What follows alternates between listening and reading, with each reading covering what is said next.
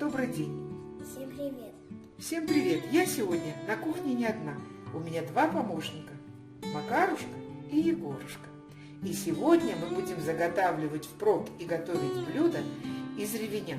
Ревень – это овощ, но он может готовиться и как овощ, и как фрукт. Съедобен у ревеня только стебель. Листья и корень ревеня считаются ядовитыми за счет большого содержания щавелевой кислоты. И я хочу показать, вот такие вот стебли употреблять надо с осторожностью. А людям, которые имеют подагру или мочекаменную болезнь, именно из-за содержания щавелевой кислоты вот такие крупные стебли лучше не употреблять. И вообще, людям, имеющим такие проблемы, о которых я сказала, ревень лучше ограничить, не употреблять. Употреблять в пищу лучше вот такие молодые и нежные стебельки. Корень используется в медицине, листья не используются. Что будем мы сегодня готовить? А сегодня я покажу, как я заморожу на зиму. Вот смотрите, надо сначала очистить. Можно потянуть ножом сначала изнутри. Вот.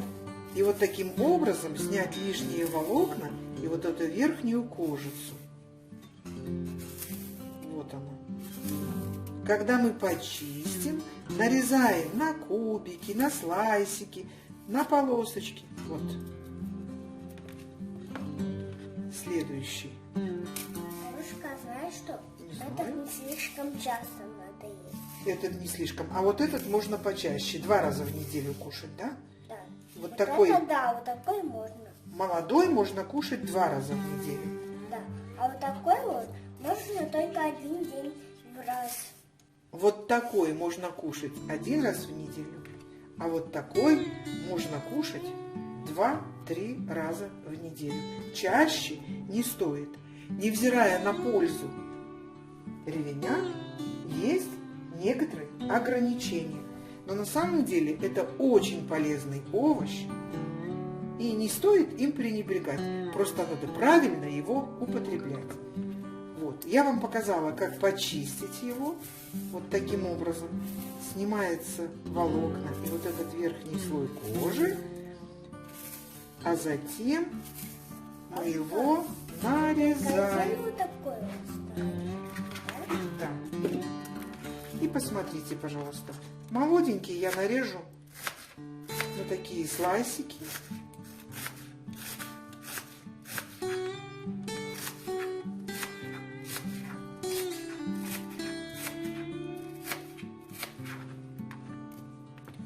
Стебелечек, который поплотнее и потолще, я разделю на несколько полосок. Очень сочный, очень вкусный и очень полезный. И тоже нарежу на... Да, попробуй, вкусно это или нет. И всем скажи, вкусно это? Какой он на вкус? Кислый. Кислый? Да. Вот. Вот таким образом я нарезаю, сложу в пакеты и заморожу для того, чтобы... Бабушка, кислый? Кислый. Для того, чтобы использовать впрок. Потому что сбор урожая ревеня июнь, начало июля. Начищенный и нарезанный ревень сложу в пакеты для замораживания и положу в морозилку. Первое блюдо из ревеня, которое я приготовлю, это будет джемик. Я нарезала очищенных стеблей 500 грамм и столько же добавлю сахара. Кроме сахара и стеблей ревеня я добавлю немножко мускатного ореха и имбиря. Так, Макар, джемик будем из ревеня делать? Да. Будем делать джемик. Мы решили показать промежуток нашей работы. Посмотрите, пожалуйста, как выглядит наш будущий джемик. Спустя 2 часа ревень пустил вот такое количество сока. Мы добавили сюда лимон, имбирь, мускатный орех и еще одно блюдо, которое мы заготавливаем с Макаром впрок. Макарушка, открывай крышку. Вот такое волшебство. Мы протушили нарезанный ревень. Теперь добавили буквально на кончике ножа соли и немножечко сахара. Теперь это все измельчим блендером, взобьем и разольем в стерильные баночки. Хранить будем в холодильнике. Такое пюре можно будет использовать для супов. Взбиваем пюре, будем разливать в стерильные баночки. Вот таким образом выглядит наше пюре после взбивания.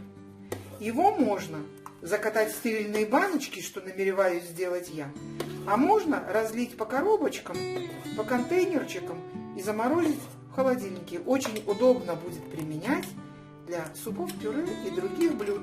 Мы вам покажем, как приготовить из ревеня суп-пюре. Следующий этап приготовления блюд из ревеня. Макар, что бабушка положила, что будем готовить с тобой? Как ты думаешь? Кисель. Киселек. Что у нас? Стебельки ревеня и ягодки клюквы. По-белорусски клюква называется журавины, журавлиная ягода. Вот сейчас я приготовлю два блюда. Я сделаю и компотик, и немножко киселька. Клюкву я заготовила осенью, заморозила, а ревень у меня свежий. Но тем не менее максимально сохранила полезные свойства клюквы и ревеня. И, конечно, мы в этот компотик и киселек добавим либо сахарок, либо мед. Подошла к концу наша работка. И вот что у нас получилось. Получился вот такой замечательный янтарный джемик. И получилось вот такое, Макарушка показывает, замечательное пюре. Пюре мы заготовили, положили туда соль, немножко сахарку по вкусу и кипятили 7 минут. Взбили блендером, сделали такое пюре и разлили в стерильные баночки. Это пюре мы будем использовать для приготовления супов-пюре. Впредь это немножко заготовочка впрок. Я хочу вернуться и рассказать еще о джемике. Джемик получился не совсем жидкий, не совсем редкий, довольно приятной консистенции. Вот такого янтарного цвета. Сюда мы положили из расчета 1 к 1 сахар и стебли. И мы решили сделать не кусочками, а все-таки блендером взбить, чтобы был однородный джемик. И еще сюда мы добавили цедру 1 лимона и сок 1 лимона, и имбирь, и мускатный орех. Получилось очень вкусно. Мы уже попробовали, рекомендуем, очень вкусно. Кроме того, у нас еще вот такой замечательный киселек. Мы рассказывали о том, как будем готовить. Держи, Макарушка. И вот такой вот он мне подает. И вот такой замечательный компотик. Вот он получился такой яркий, красивый, очень полезный и очень вкусный. Компот мы не кипятили, мы только довели до кипения. Отжали клюкву, процедили и добавили замороженную ягоду, немножко меда. Вот так вот вкусно, очень красиво. Поэтому рекомендуем заготовки из ревеня. Макар, как тебе киселек? Не все слышали. Вкусный. Вкусный очень? Такой, как в детском садике? Ну, да. Только у меня там один цвет. Желтый только. Только желтый цвет. А у нас с тобой какого цвета получился? Громко скажи. Розового. Розового цвета. Ну, попробуй еще раз. Нравится тебе это? Вкусно это? Что скажешь? Вкусно. Очень вкусно. Всего вам доброго, легких заготовок и приятной работки.